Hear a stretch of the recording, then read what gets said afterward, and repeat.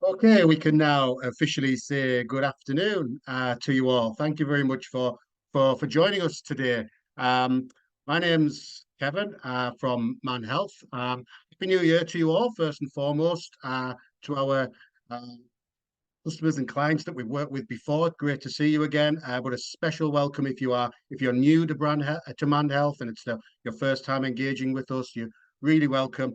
Thanks for tuning in to this, the first of our free monthly webinars that we will be putting out on the first Friday of every month. So the the webinars are designed to time with national campaigns around various aspects of men's health and awareness.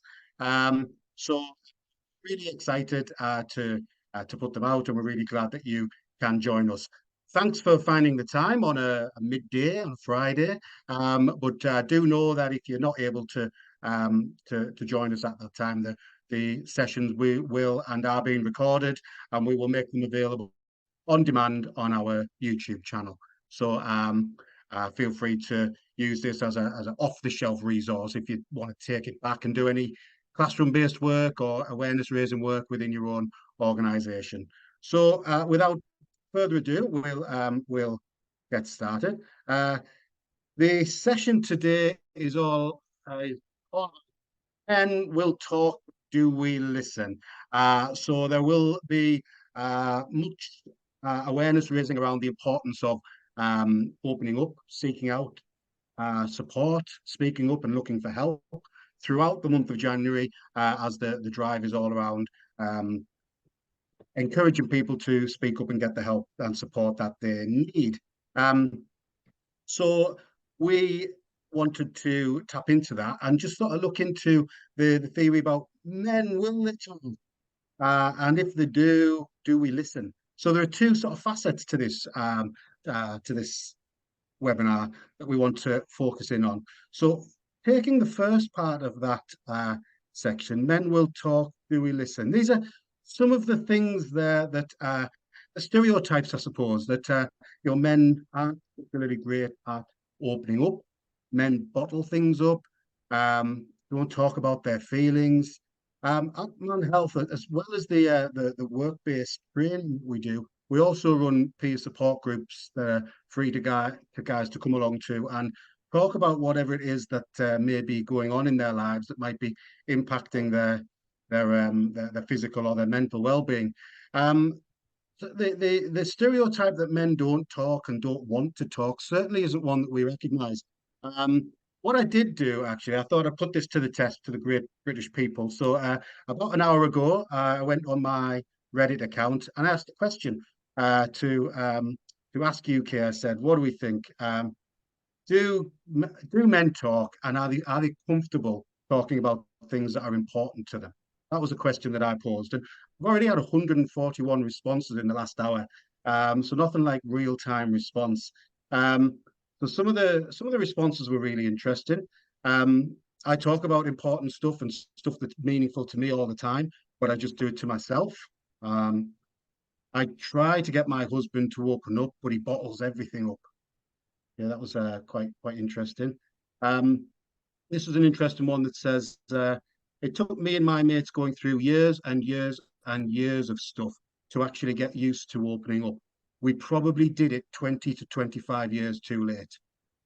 Some others were saying that there's me and my mates tend to brush over it.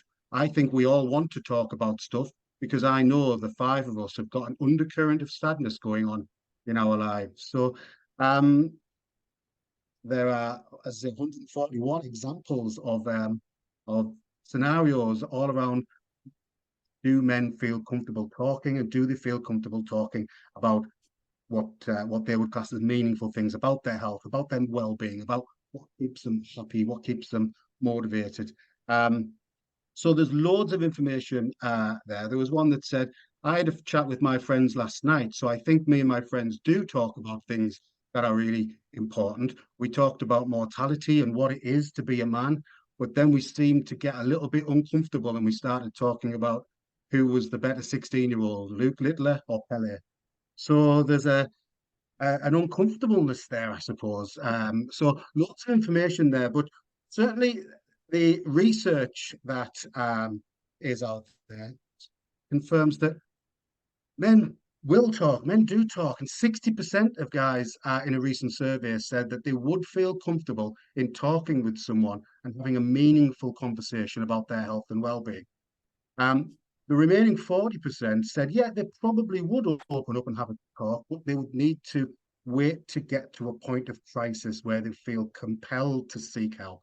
So broadly speaking, when this issue of are men comfortable talking, there seems to be two broad camps.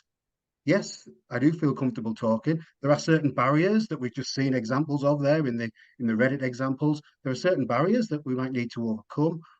We as men do feel comfortable talking, and we do want to reach out for the support. Even the 40% of us, we know that there is a need and a want there. We just find it a little bit more difficult. So what we're saying is that men communicate differently, not better or worse, just differently. And it's that manifestation and those barriers that are specific to men that we need to help them overcome. But it's certainly not because men don't want to talk, and it's not because men cannot talk. Um, so let's have a look at some of those barriers that make it a little bit more difficult for some guys to open up and seek the help that they need. So cultural expectations is a key one. So as we've just sort of been discussing there may be a case that societal norms and traditions suggest that guys don't want to open up because they don't feel comfortable. We've never done it in the past. And again, scenarios there that just rhymed off the examples that we gave earlier. Guys feel comfortable talking about the less meaningful stuff, about football with their mates. But when it comes to having a meaningful conversation about their health, about their well-being, about how they're doing mentally, about any symptoms or signs of potentially dangerous conditions that they might see, they sometimes find it a little bit more difficult. Communication styles is something that is something we need to recognize. Men do communicate differently to women, that is true. Men tend to use a more solution-based focus, and perhaps that focus on problem solving and getting the job done can be seen as being less empathetic and seen as making it more difficult to have those meaningful conversations. There is a fear around vulnerability. Okay, so stigma is a word that we probably hear in our working lives fairly regularly, but there is a fear around vulnerability. Guys opening up and showing what is perceived to be weakness, not only to their friends and their peers, but also we know that men value their work. So opening up and sharing vulnerabilities to their colleagues, to their managers, how might that impact their careers and things and their long-term career development. So there is a fear about being shown to be vulnerable to the people within your life. Distractions and multitasking is something that makes it difficult for anyone to have a meaningful conversation, with the external stimulus going on. But we talked around men being solution focused, so they may have different priorities. If there's a problem, men are intrinsic problem solvers. They want to get the job done. So again, they may be thinking a little bit more about the result of the conversation more so than the nuances within that. Okay. Some men may have learned to cope with stress and emotional challenges by withdrawing from the potential of having a conversation. So, we as men, we might have to learn this in a way that wasn't ever taught to us. So we need to practice, and we'll talk about the importance of practicing skills when we get to the listening section. But yeah, fear of judgment and communication stereotypes. Yeah, so we are and can sometimes fear about how we will be judged. How will I be perceived if I open up and have these conversations? So there is a bit of a cycle. Guys have never been taught at a young age how to have these conversations, possibly to do with generational and societal influences, and the fear that they may not be able to articulate exactly what it is that they mean in their head. Sometimes translating what is in your head into coming out in your mouth is quite can be quite daunting. So there is a real understandable and valid fear there. And something that's often overlooked is finding someone they trust. That can sometimes be more difficult than it sounds. So if guys do need to reach out for support, who are they going to reach out to? We see a lot of guys at our peer support group that have been carrying around issues with trauma-related issues, stress-related issues, been carrying those things around for weeks, months, sometimes years. So being able to identify that person, someone that they trust to open up to and share the burden, isn't as easy as it first might sound. So finding that person that they feel comfortable enough to have that conversation with can prove sometimes a bit of a challenge to some of our guys. So yes, there are barriers to overcome, but let's not lose sight of the fact that our men, we can talk, we will talk, and we do talk. Okay, so loads of men will look those barriers in the eye and overcome those barriers. And it's time, I suppose, to sort of flip onto the second part of the webinar. When we are approached, when we are the recipient of a guy that has gone through and overcome those barriers, they've faced down the stigma, they've wrestled with getting the right words, they've found the right environment to open up. Think about us as the recipient. Think about what a privileged position that puts us in. Of all the people that these guys could have turned to, they've turned to us. So when we as the recipient are on the receiving end of that conversation, how much do we listen? And do we really listen? And what do we want to get out of listening to this person? Do we want to pass on our worldview, our responses? This is what I would do, or do we need to get better at learning to understand and appreciate what it is that the guys are talking to us about? So when we move on to the second part really of the webinar, bearing in mind that our guys have gone through a bit of a journey to get to this point where they've come to you and said, I really need to talk to you. I really want to talk to you. How well do we listen to those guys? Well, some of you may be thinking, yes, I'm a good listener. I've been told I'm a good listener. And if you are thinking that, you would be in the majority. About 96% of people surveyed in the UK class themselves as good listeners. That is in spite of only 2% having received any form of active listening skills.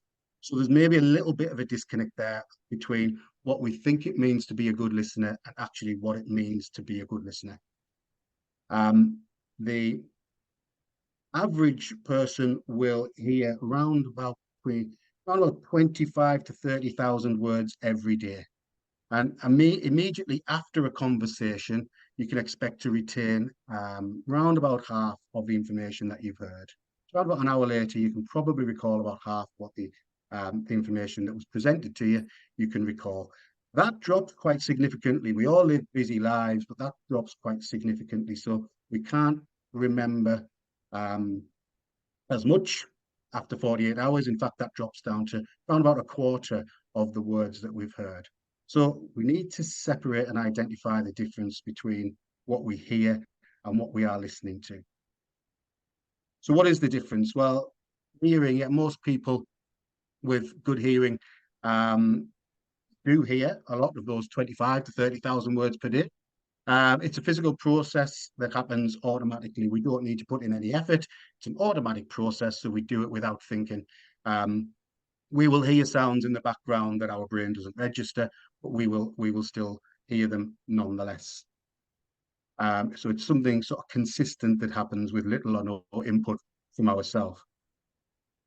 If we're really going to listen to somebody, this is where it gets a little bit more difficult and a little bit more challenging and a little bit more where we push back on those 96% of people that think they are good listeners.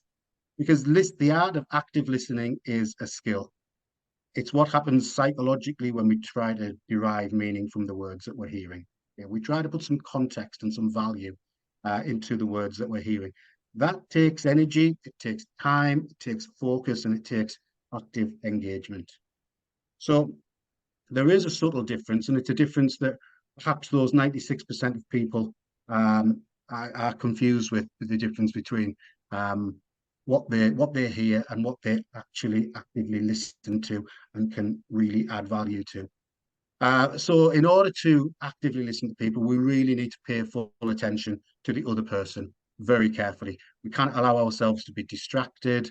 We can't allow ourselves to form counter arguments. And we've all done it, where we have our response ready to go. When there's a gap in the conversation, we're ready to jump in with, this is what I would do. This is my response to what you're saying. We've probably all done it because it's something that we have to work to not do sometimes, and that's part of the active listening training that those 2% of people will have been on. Trying not to form counter arguments and responses before we've even heard what the person is saying. So we cannot allow ourselves to get bored, and we need to focus intently on what the other person is saying. So there is an energy required and an effort required to listen to the words when somebody is opening up to us. So let's go back to this scenario about our guys that have already gone through and overcome the barriers that makes it difficult for them to reach out for support. Okay. Remember that privileged position that we are in. So we need to make sure that we are taking full advantage of the fact that we've been entrusted with knowledge and information from this other person, because, as I say, it may be days, weeks, and months of carrying around information that they never felt comfortable to share before. So what can we do? How can we get better at our active listening skills? Good thing is, it is a skill. Like any skill, it can be practiced. And we have ample opportunity to practice on a daily basis in our work, at home, with our friends. But it is something that we need to work on, because it's not something that will come naturally to us. So yeah, we need to ensure that we are giving our full attention. Okay? So minimize any distractions. Think about the environment that we're in. Think about the timings. Perhaps 10 minutes in the canteen before being back on the production lines. Not the best time to have a sit down conversation. So be conscious and be aware of giving your full attention. Make eye contact so that the person knows that you're fully engaged. Try and be present, which is really difficult. We've all got busy lives. We've all got things that we've got half an eye on happening after work, or later in the week, or at the weekend. But for this moment, in this particular time and place, make a conscious effort to try and be present and really listen. Give yourself to the person that is opening up to you. Yeah. We really need to acknowledge what it has taken for the guys to get to this point in the first place, and the least we could do is to reward that bravery, I suppose, and reward that journey that they've been through, reward that privileged position that we're in by giving full presence of mind to what it is that they're saying. No interruptions is an obvious one, but again, perhaps a little bit more difficult in real life than it seems on a piece of paper. So yeah, think about mobile phones and break times and our jobs and our to-do lists. Try and find a place where we can have a conversation and really listen to what it is that's going on with the men in our lives. The art of patience, yeah, the art of the pause. As I say, this may be difficult for people to open up about. It may be a health-related issue, physical health, mental health. It may be life events going on, home. We really need to give people the time and the space and the environment to open up and be true to themselves, get off their chest what they need to get off their chest. So the art of the pause. Try not to jump in, or try not to make assumptions, or prejudge what you think is going to come. Try to give that person a little bit of patience to deliver the information in their own mind, and do that in a non-judgmental way. Non-verbal clues are nods, eye contact, things that confirm that you are still there in the present moment. Things that confirm to the person that's opening up to you that you're still there and you're still engaged and you're still acknowledging the importance of the conversation. Towards the end, it helps again to confirm and acknowledge those pieces of information by paraphrasing, what it is that I think you're saying. What I hear, I'm repeating back. If I've understood you correctly, clarify any things that are perhaps not clear, um, and do so in a way, as I say, that confirms to the individual, to the man, that you've been fully engaged and he's had your full attention. Because that will be important, as I say, that might be the first time that they feel that level of acknowledgement, that they felt really listened to.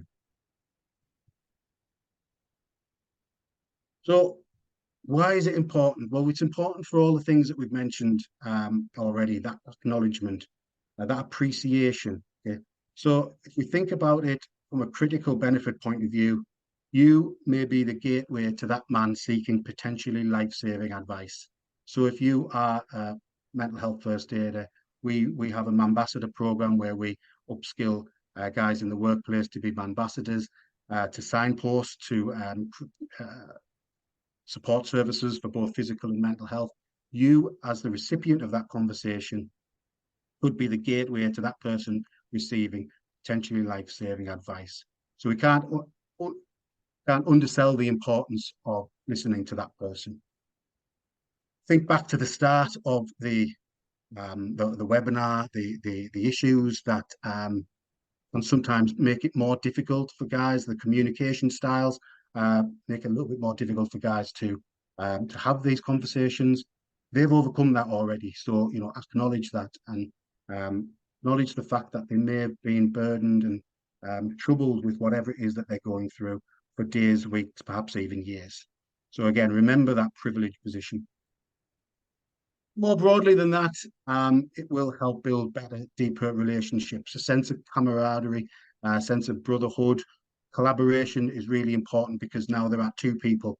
Okay, this is about saying, okay, there are two of us now. I can do this from my point of view, but what I need you to do. Okay, so there is a teamwork element there. So we've all heard a problem shared is a problem halved. That means that there are two people that can signpost, seek help, make sure that we can overcome any problems that guys might be experiencing, and that will inevitably lead to an improvement in mental health, and um, help us understand what motivates people. Okay, what is important to people. Um, Sometimes we don't give that away, do we? We wear masks. We carry ourselves differently in different circles, whether it's socially or at work. But by having these conversations and really listening to these guys and what it is that's going on in their lives and the impact of what might be going on in their lives on their health and well-being, that will help us understand what motivates our teams, our workforce, our friends, our colleagues. So lots to think about there as this as an introductory session. So just in summary, yeah, men will talk. Uh, it uh, it is proven by the research that there is a want to talk and a need to talk. So guys might just need to overcome some different barriers that are unique to them, but that's something that they can and will do because they will talk. What we need to do is be ready for that conversation and be ready to listen, because it is, as I say, I've mentioned the word a couple of times, a real privilege that somebody may have opened up to us for the first time. It is a skill. Okay, so as they do, practice when you get home, practice on your work colleagues, really listen in a way perhaps that we haven't done previously. Like any skill, the more you practice, the better you get at doing it. Some professions will give you the opportunity to do that more than others, I would suspect. But doctors, therapists, things like they are really skilled in listening to what it is that people are saying, and to focusing and zeroing in on the specifics of what's being said, and filtering out the noise and zeroing in on what it is that people are trying to say, that men are trying to say. So hope that's been useful. As I say, this webinar has been recorded. We will be hosting it on our ManHealth YouTube page. So feel free to click back and take it and use it in your workplaces for plasma screens or any classroom-based work that you might want to be doing. We will be back on the first Friday in February when we look for look for you to join us. That would be great. But we will be looking specifically at Cancer Awareness Month and zeroing in on some updates specific to men's cancer. We think it's really important that we want to share with you. So until then, do check out our website for information about ManHealth and the work that we do, particularly if you are new to us. We also have on there our full course portfolio as well. So any questions around the topic today or anything more general in terms of ManHealth and what we do get in touch with us using the details on the website. So until then, I should say thank you again for joining us and finding the time on a Friday afternoon. I hope you found that useful, and we look forward, hopefully, to seeing you on the first the first Friday in February. Thanks very much. Thank you. Good afternoon. Bye.